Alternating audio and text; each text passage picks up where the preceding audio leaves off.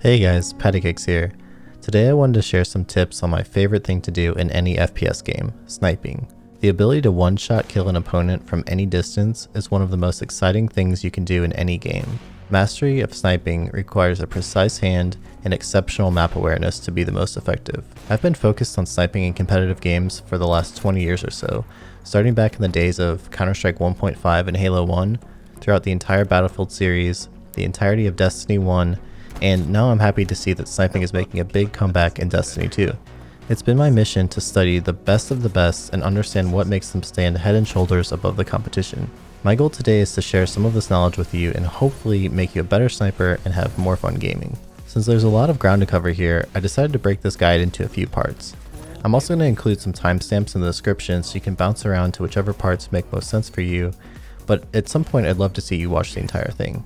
The topics we'll be covering are going to be sniper selection, supporting armor, gear and settings, movement and crosshair placement, and finally aiming practice.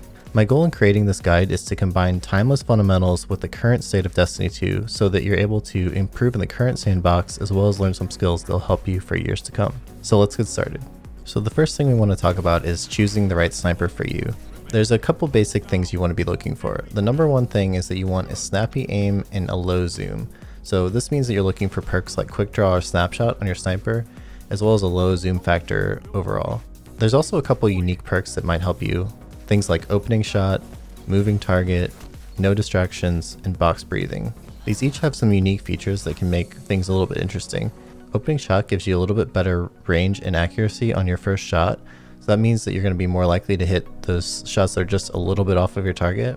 Moving target helps your aim assist while you're moving. No distractions helps you when you're being shot at. After the perk is activated, you have a little bit less flinch, which can sometimes help you land a shot when you're returning fire. And finally, box breathing is interesting on a couple different snipers, specifically on the 90 and 72 RPM models.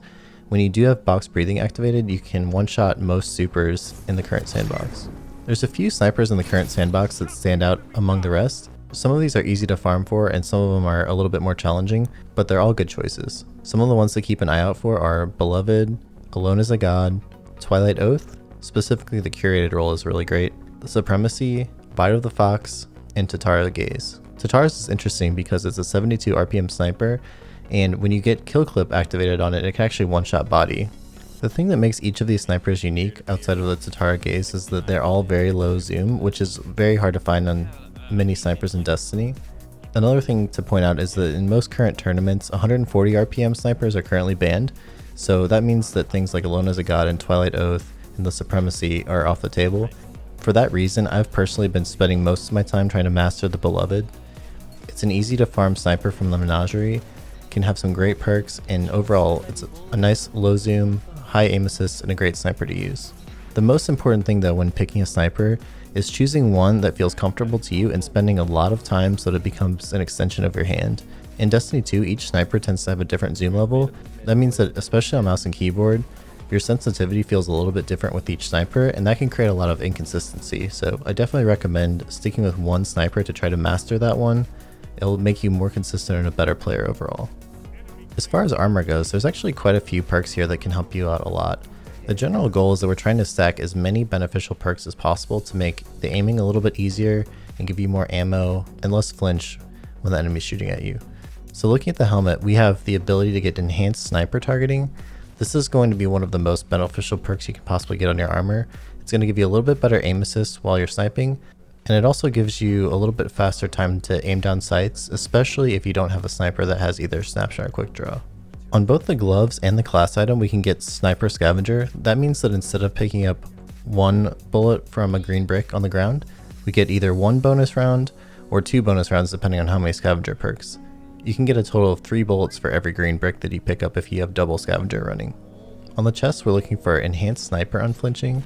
This perk is not super noticeable, but it does help you a little bit, and sometimes just having your crosshair a little bit off the target and being able to swing back on it is the difference between a headshot or totally missing. Finally, for the boots, it kind of depends on if you're playing on mouse and keyboard or controller. For controller, most people are going to want traction. However, on mouse and keyboard, that's not so much of a problem for us, so we're looking more for something like Enhanced Sniper Dexterity or hand cannon dexterity so that we can swap between our sniper or whatever other primary you're using more quickly. There's also a few exotic armor pieces that can help you out quite a bit. On Hunter, using Lucky Pants if you're going to use a hand cannon with your sniper can help you quite a bit. This is especially helpful for something like the Last Word, where you can have your sniper take a shot, insta-switch to your last word, and melt somebody at close range. You can also do something similar with the Dragon Shadow because of the Wraith Metal Mill buff. And then if you're on Warlock, you can use the Ophidian Aspects. This also gives you a quicker switch between your two weapons, as well as faster reload on both, and a better range on your melee, so that if someone does get close to you, you can combo some hand cannon shots with the melee to put them down. Or a sniper body shot with the melee is another good combo.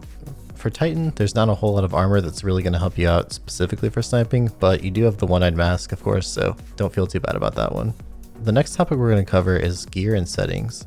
Now this breaks down in a couple different ways. Number one, I'll give you some tips for the controller. Now I have to be honest here, I don't tend to use controller that much these days. I did play controller exclusively on most of Destiny 1, but these days I do play PC and mouse and keyboard, so I'll give you some advice based on my days of sniping back in D1 and what I see some of the best players doing currently in D2.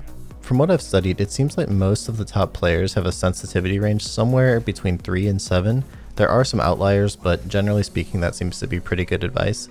From what I can tell, Kamicakes seems to be around 3 sensitivity, Mikowski seems to be around 5, he's an amazing sniper, and Drewski, from what I can tell on his Twitch, says that he plays 7 on console and 9 on PC. So I guess that just goes to show that it comes down really to personal preference on your controller settings. The one thing I think most of them would agree on though, is that it's really helpful to have a setup where you don't have to ever take your thumb off of your thumbstick. So this means using like a SCUF controller, an Xbox Elite controller, or using the bumper jumper setup. That way you always can be aiming with your thumb and use some other combination of your fingers to do the jumping. Now diving into mouse and keyboard, this is really my sweet spot and where I've spent by far the most time studying pro players and really trying to understand what the best of the best are doing. So first we'll dive into sensitivity. Now of course sensitivity is something that's very dependent on you individually as a player, but there's some general guidelines that most pro players follow, and I think it's a good place to start if you're just kind of getting started and not sure exactly where you should be focused.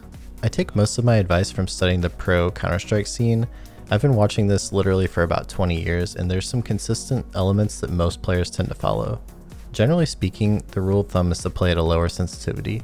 This means that if you have an extra large size mousepad, which is something that we'll get into a little bit later, it would take you about a full arm swing to do a 360-degree rotation. What this looks like in my current setup is that I'm playing a 5 in-game sensitivity, 0.7 ADS multiplier, 800 DPI on my mouse, and 6 out of 11 Windows sensitivity. Generally speaking, that's pretty common for many top players. The one difference here is that I tend to play with a little bit of a lower ADS sensitivity modifier, and I do know that currently a lot of top players play with something like a 1.0 ADS sensitivity. That's something you can play around with. I've always personally found it a little bit easier to have my hipfire sensitivity be a little bit faster than my ADS sensitivity. That's because for me personally, it makes sense to have a hipfire where I can spin quickly to acquire new targets, but then when I am ADSing on someone to get accurate shots, my sensitivity is a little bit lower, and that helps me land my shots more consistently. Generally speaking, for your DPI, you should be somewhere in the range of 400 to 1600. If you're way outside of this range, you should probably look into it and consider changing. There are a few great players who play mostly with just a wrist mouse aim and have a very high sensitivity. However, I would tell you that this is very uncommon, especially in a more advanced pro scene like Counter-Strike, for example. The great majority of players are playing at a lower sensitivity because it's just been found to be more consistent overall. If you're using a lower sensitivity, that means that you're using your entire arm to move the mouse, not just your wrist. This means you're using your bigger muscles, and it overall gives you a lot more consistency to your aim. As far as your actual mouse choice goes, there's a few things to consider here. Number one, you definitely want an actual gaming mouse. It makes a huge difference over some of the basic mice you might find at something like a Walmart. The sensor inside, as well as the way it's designed for your grip and the weight of the actual mouse, makes a big difference. I would say the 3 most important things for choosing a mouse are number 1, the weight of how heavy it is. Number 2 is the sensor inside, so that you have a nice accurate aim. Number 3 is that it's a really comfortable shape so that your hand fits the mouse like a glove. I'm including a few links in the description for common mice to check out. My personal favorite right now is the G Pro Wireless by Logitech. It's a very lightweight mouse, it's wireless with a very fast response time, so you can't even tell that it's not wired. It has great clicks, has an awesome sensor, and overall it's just a fantastic mouse. A couple other common mice that you see used all over the place are the Zowie mice like the FK2 and the EC2A, the Glorious Model O, and the Final mouse. Overall, the most important thing is just to pick a mouse that feels good in your hand and has a good sensor. As far as keyboards go, there's a ton of different brands I could name. I will say generally speaking, the idea is to go for a mechanical keyboard and then choose the type of switches that feel best to you. I like the red switches personally, but there's a lot of different debate on what people like. I think the most important thing is that you want something that feels very responsive to your inputs so that when you press a key, the action game happens instantaneously. I'll link a few popular keyboards in the description so you can check those out as well. It's also super helpful to have an extra large size mouse pad. The one I'm using right now has about 1.5 feet in length, so there's plenty of room to make a big sweeping arm movement to do a 180 degree or a 360 degree turn. The other thing not a whole lot of people know about at first when they switch from console to PC is to look at your monitor. You want one with a very high refresh rate, ideally 120 Hz or faster. I personally play on a 144 Hz monitor, and I would even like to go up to a 240 Hz at some point. When you're playing a competitive game, every millisecond matters, and sometimes that's the difference between getting a kill or not, so you want to just stack every advantage you possibly can. There's a few computer settings to pay attention to as well. These also help you with little things that can just add up over time. So first of all, you'll want to turn off VSync, G-Sync, or FreeSync. These each can add a little bit of a delay where there's latency between what you see on screen and what happens in the game. And it can mess up your one-to-one feeling of moving your mouse and having that same feeling happen instantaneously in the game. In your Windows settings, you want to turn off enhanced pointer precision. That's going to be the same thing as mouse acceleration, which we don't want. Additionally, in your mouse software, look for any settings like mouse acceleration or smoothing. We're going to turn those off as well. And finally, you want to set up your in-game settings and your graphics card to get as much performance as possible, so hopefully you're at least over 100 frames per second. Having a lower frame rate really does make a difference on PC, and it can mess up your aim. So let's transition now to talk a little bit more about the fundamentals inside of the actual game. The first topic we want to cover here is movement and crosshair placement. These are some of the most important things that not a whole lot of people think about when they first start playing PvP, but I can tell you it absolutely separates the top players from those who are just average. The number one thing that you will see top players doing constantly is sliding. Sliding into cover, sliding out of cover, sliding around corners, sliding to stay off the radar, sliding to make the other opponent miss shots. It's an absolute essential part of Destiny movement. Basically, any time that you're going to take a sniping angle in a lane where someone might already be sniping, there's two things you want to do. Number one, you want to use your movement, specifically your class ability, to check that lane and see in a third person view if someone's already sniping that. If you're playing against a good sniper, it's honestly usually not worth taking the chance at getting sniped, so you just don't want to challenge that lane. However, if you do think you can beat that sniper, you have a better shot, what you want to do is slide from out of cover into the open lane and be able to take your quick shot by flicking 90 degrees to the either left or right, depending on which way you're looking, and hitting your shot. You'll see top players doing this all the time whenever they're going to take an angle against another player. The other thing to keep in mind is that you want to only slide as far as you need to so that you can quickly get back into cover. There's a common phrase in the competitive community that you should always be about one shot out of cover, and this is very true. If you can always retreat back to a safe spot, then you're going to be much more likely to stay alive. I tend to believe that there's two different main types of aiming. Number one is where you're holding an angle, and number two is where you're entering a new area. So holding an angle is where you're basically already set up in a good spot, and you know that someone's likely to come into a particular area, so you have your crosshair pre-aimed to where they will be. The most important thing when you're sniping is you want to visualize where the enemy's head would be whenever they slide or walk into an angle. So this means you need to picture two different scenarios. Number one, you're picturing exactly what it would look like if someone was to slide out of cover into that open lane so that you can get them as they're sliding. Number two is you need to be able to picture what it would look like if someone strafes side to side into that lane. If you watch some of the absolute best CSGO players, this is something they are fantastic at. They will always have their crosshair perfectly pre-aimed at whatever angle they're holding, so that all they have to do is click when someone comes around the corner. This is something you'll also see from the top Destiny 2 players, especially if you watch some of the great snipers. The other mistake that a lot of players make is that they'll hold their crosshair too close to the angle of the wall. What you really want to do is give yourself just a little bit of extra room off of the angle so that your body has time to react Everyone has a different reaction time, but generally speaking, most humans are around 200 milliseconds. That means that you need just a little bit of time from the person to walk out or slide out, and you can actually hit them, so you don't have to flick the shot. Hitting flick shots is fun and entertaining, and it's definitely one of the most exciting things to do. However, it's not a consistent way to play, and you'll be a more consistent sniper overall if you can pre-aim the angle where someone's going to walk right into, so all you have to do is make a very minor change in your aim to hit the shot. Now, the other type of aiming is when you're entering a new area and you have to do your quick detective work to figure out where someone's going to be. Of course, you have the radar, so that will give you some idea, but that doesn't tell you exactly where the player is going to be, so this is where the map knowledge really comes into play. Your goal here is to be pre-aiming each spot mentally where someone would be. We talked about this briefly already, but the other most important thing about movement is just always to be sliding. The more you're sliding, the harder you are to hit, and you stay off radar for little blips of time, which makes it harder for the enemy to find you.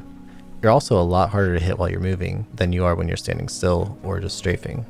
If you are in a strafing battle with someone, it's important to make your strafing unpredictable. So what most players tend to do is they will strafe like AD, AD, or side, side, side, side. And this is okay, it's definitely better than just standing still. However, you really want to vary your strafe a little bit. So ideally, you'd want to do something like you hold A for a second to go left, you go right, you go left, then go left again, then you go right, then you go maybe left, left again, then right, so that you're inconsistent. Most good players have already built the muscle memory to aim left and right when you're doing a left, right, consistent strafe, so it really can throw them off if you can have a more inconsistent strafe pattern. The final topic I wanted to cover in this guide is aiming. Now, there's a lot of different ways to practice your aim, but I'll give you a few examples here that will hopefully help you out. Number one, if you're on console, your options are a little bit more limited than on PC. What I would recommend here is go into a PvE area and just focus on killing ads with sniper headshots only. One of my favorite places to do this is the Crosshair zone in the EDZ, especially when the enemies attack each other. There's a lot of targets and you can quickly flick from one to the other. It's also great to practice in private matches with friends where you guys only use a sniper. This way you have an actual human target that is sliding, moving around, strafing, and you can really practice your aim on moving targets. And finally, what I would say is go into quick play with the triple sniper loadout. This way you're forced to practice your sniper and you can't default back to a hand cannon. It's not good practice in terms of your overall gameplay, but if you're specifically working on your sniping aim and movement, it's a really good way to force that. For PC users, there's actually a few more options here. So there's some great aim training programs like Kovacs and Aim Hero. I use Kovacs all the time and it really helps me both to warm up as well as to practice my different types of aiming. There's modes where you can practice flicking aim, quick aiming on a lot of different targets, tracing aim so you're keeping your crosshair on a target as long as possible, and just reaction speed testing. If you spend a few minutes every single day on this, I promise you your aim will get much better very fast. The key, of course, is to set your sensitivity in Kovacs or Aim Hero to be very similar to your Destiny sensitivity so that it's pretty close between the two games.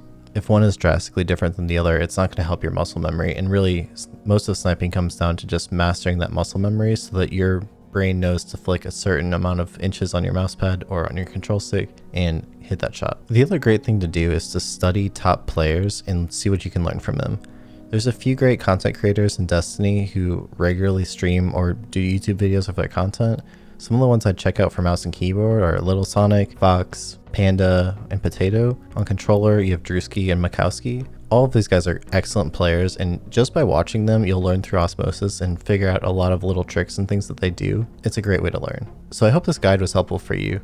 I'm trying to decide what kind of content to be focusing on for this channel, so if this one did help you out, give me a thumbs up, just let me know that you thought this was useful. Also in the comments, I would love it if you'd leave me some ideas on different video guides you'd like me to make. I really enjoy making these, but sometimes it's hard to figure out which ones will be the most helpful, and I want to make sure that each one is useful for you. If you are trying to get better at Destiny 2 and you want a nice community to play some competitive with, to do scrims, and overall just talk about the game, my community Discord is very active and we love having new people in there. There's a link in the description to check it out. I do also stream most nights of the week on Twitch, so you can check me out at twitch.tv/pattycakespc.